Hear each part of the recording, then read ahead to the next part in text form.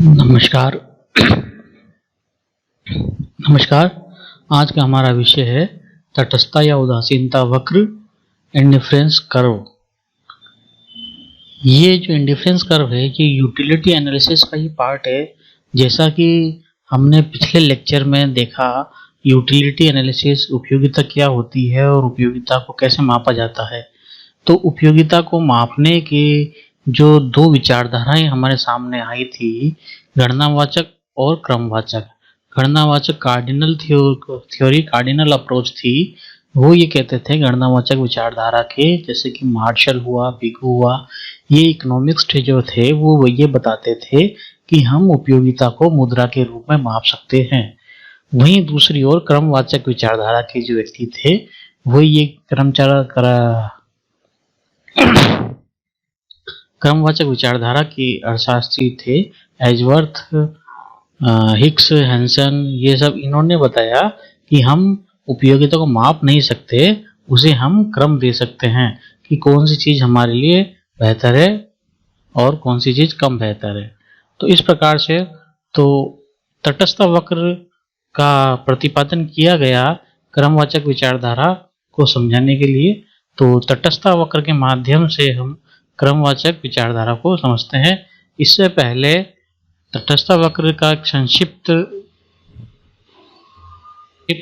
ऐतिहासिक क्रमिक विकास के बारे में अध्ययन करते हैं कि किस प्रकार से तटस्थ वक्र का विकास किया गया।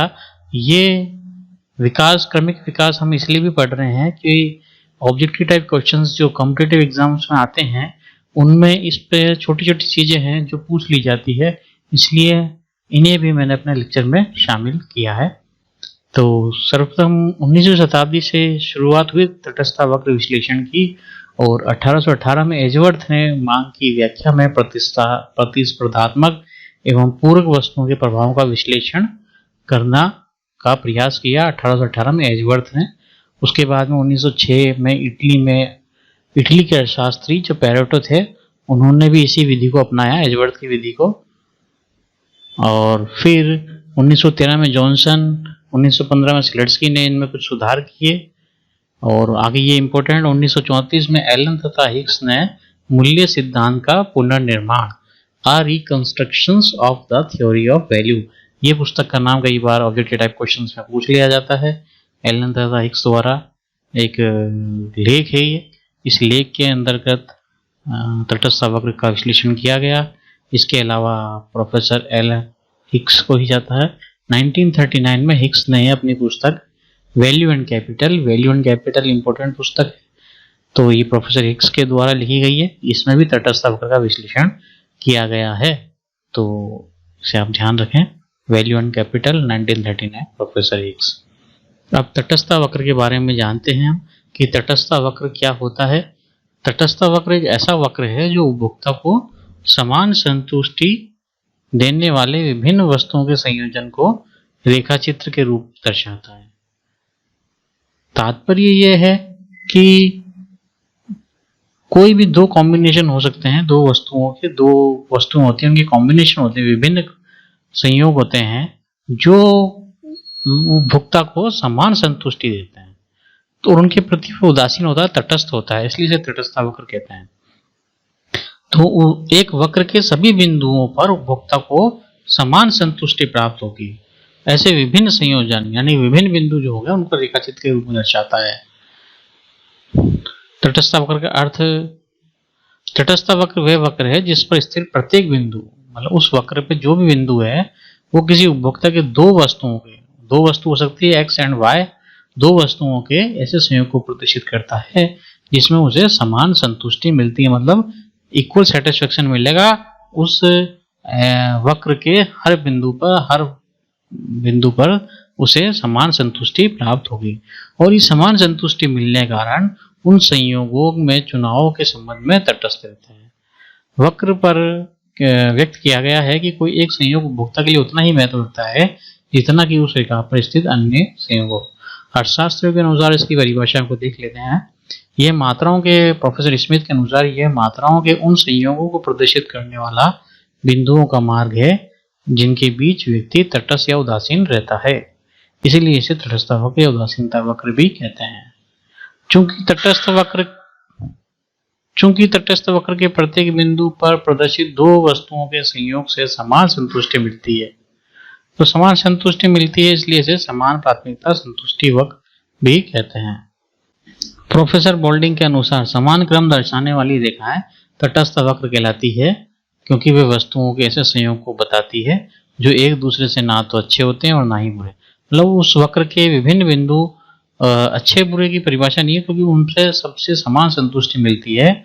इसीलिए इसी तटस्थ वक्र की किन्हीं दो वस्तुओं के विभिन्न संयोग को बताने वाली रेखा है जिनके अपनाने में उपभोक्ता तटस्थ रहता है, क्योंकि प्रत्येक संयोग से समान संतुष्टि मिलती है। इसे एक उदाहरण के द्वारा समझते हैं हम। देखिए, मोहन है, उसके पास एक पेन है एवं 12 पेंसिल है। यदि हम मोहन से पूछते हैं कि वे एक और पेन लेने के लिए कितनी पेंसिल देना, मतलब एक्स वस्तु के लिए वाई वस्तु का कितना त्याग कर रहा है, तो वो कहना है कि भाई पेन लेने के लिए आप कितनी पेंसिल का त्याग कर सकते हो, उदाहरण के रूप में, जिससे कि उसकी संतुष्टि बरकरार रहे। तो इसलिए इसको डायग्राम में और टेबल के माध्यम से बताया है।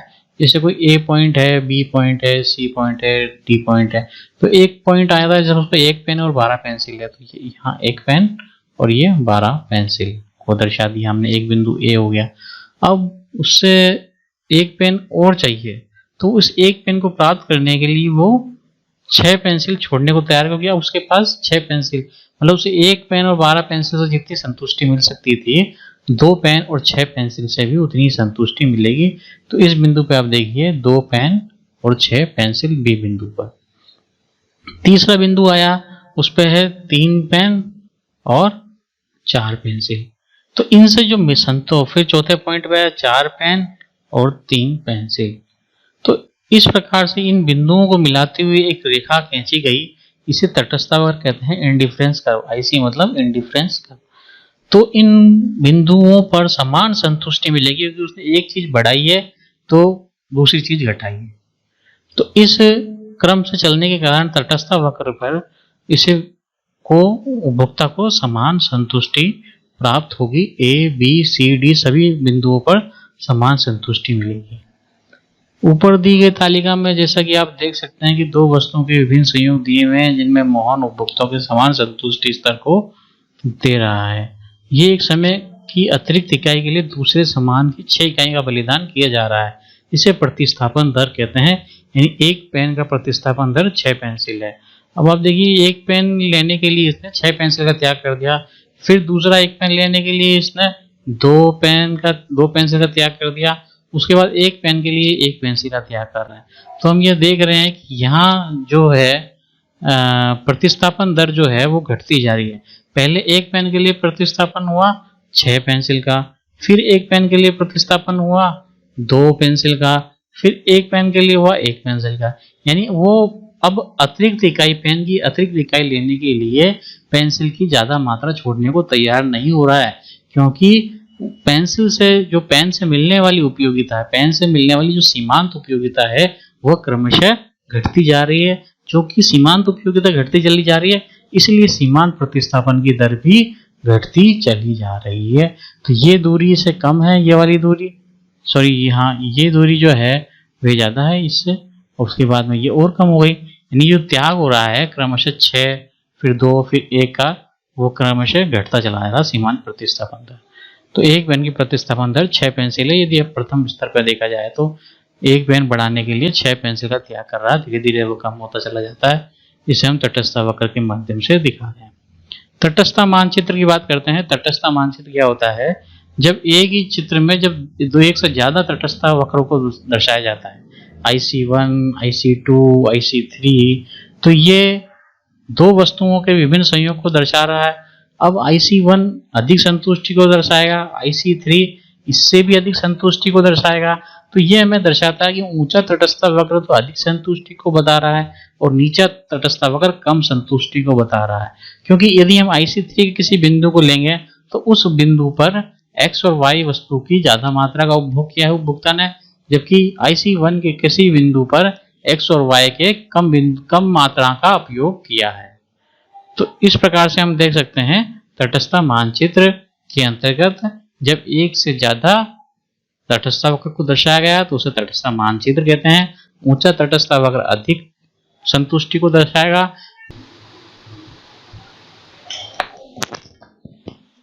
अब हम बात करते हैं तटस्थ वक्र के गुण की, indifference curve and its properties. तटस्थ वक्र की क्या विशेषताएं होती है? तो तटस्थ वक्र की विशेषता ये है, सबसे पहले कि वो उसका ढलान नीचे दाईं ओर होता है। तटस्थ वक्र की ढलान नीचे दाईं ओर होती है, यानी कि जो ये डायग्राम में जो ढलान आ रहा है नीचे तटस्थ वक्र का, वो नीचे दाईं ओर हो रहा है, क्योंकि घटती सीमांत प्रतिस्थापन दर। इसके दो कारण है कि जो सीमांत प्रतिस्थापन की दर है वो घटती चली जा रही है और सीमांत उपयोगिता भी कम होती चली जाती है। इसके कारण प्रतिस्थापन दर भी घटती चली जाती है और इसके कारण से तटस्थ वक्र का ढलान नीचे दाईं ओर होता है। सेकंड, तटस्थ वक्र हमेशा मूल बिंदु के उन्नततर होता है, कॉन्वेक्स टू द ओरिजिन। ये मूल बिंदु होता है, मूल बिंदु के कॉन्वेक्स होगा और उन्नततर होगा।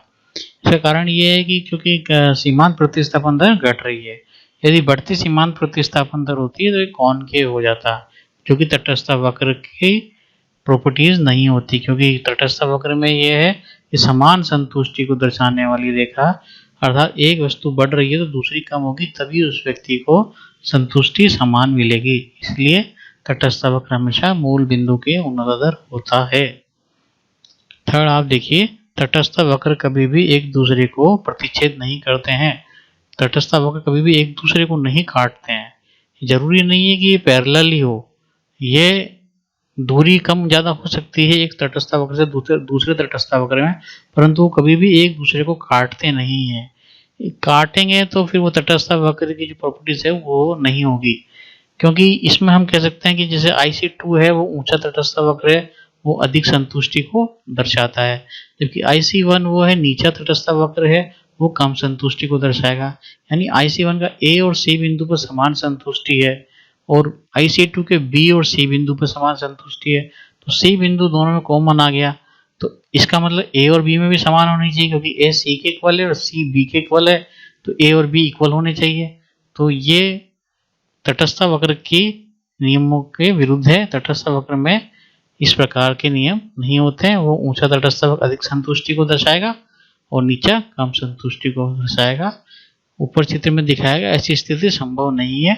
ऐसा इसलिए होता है क्योंकि जैसा कि हम जानते हैं, उच्च वक्र पर वस्तुओं के उच्च संयोजन होते हैं, उच्च संतुष्टि भी होती है, लेकिन यदि दो वक्र प्रतिच्छेद करेंगे तो इसी स्थिति में दो वक्रों पर समान स्तर की संतुष्टि होगी, जैसा असंभव है।